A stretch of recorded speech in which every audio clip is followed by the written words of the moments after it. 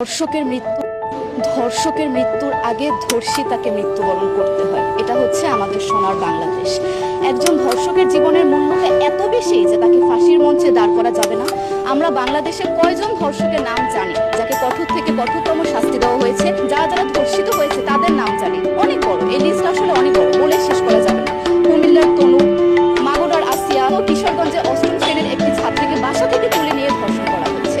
বাবার হাতে মেয়ে ধর্ষিত হচ্ছে, ভাইয়ের হাতে বোন ধর্ষিত হচ্ছে। আমরা আসলে নিরাপত্তা কোথায়? আমার মনে হচ্ছে আমরা যেন আরিয়ানা জাহিলিয়া যুগে চলে গিয়েছি। মাঝে মধ্যে মনে হয় এর থেকেও খারাপ সময় আছি আমরা, কারণ ওই যুগে মেয়েরা অ্যাটলিস্ট সম্মান নিয়ে মৃত্যুবরণ করতে পারত। জন্মের পরপর জ্যান্ত মাটিতে পুঁতে দেওয়া হতো, আর আমাদের ধর্ষণ করে নির্মমভাবে তারপর মৃত্যুবরণ করতে হচ্ছে। যদি সরকার আমাদের নিরাপত্তা নাই দিতে পারে, তাহলে সরকারের কাছে আমাদের অনুরোধ, আমাদের জ্যান্ত মাটিতে পুঁতে দিন। আমরা বেঁচে থাকতে চাই না, আমরা সম্মান নিয়ে মৃত্যুবরণ করতে চাই। আমরা এই দেশে থাকতে চাই না যে এই দেশে আমাদের কোনো নিরাপত্তা নেই, যে এই দেশে রাস্তা দিয়ে থাকলে আমাদের মধ্যে একটা আতঙ্ক কাজ করে। কখন কি না করেছে? আমরা কি দোষ করেছি? আমরা কি নারী না? আমরাও তো পাবো, আমরাও তো বাবার সন্তান, আমাদেরও তো বেঁচে থাকার অধিকার আছে, তাই না?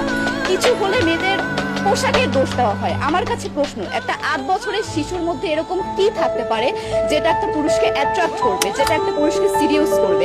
সেরকম হলে আসলে ধর্ষণ করা হতো সবসময় প্রাপ্তবয়স্ক মহিলাকে। কিন্তু আমরা আসলে পরিসংখ্যান গবেষণা করলে দেখতে পারি যে ধর্ষক সবচেয়ে বেশি করা হচ্ছে শিশুদেরকে, কিশোরীদের সবচেয়ে বেশি ধর্ষণ করা হচ্ছে।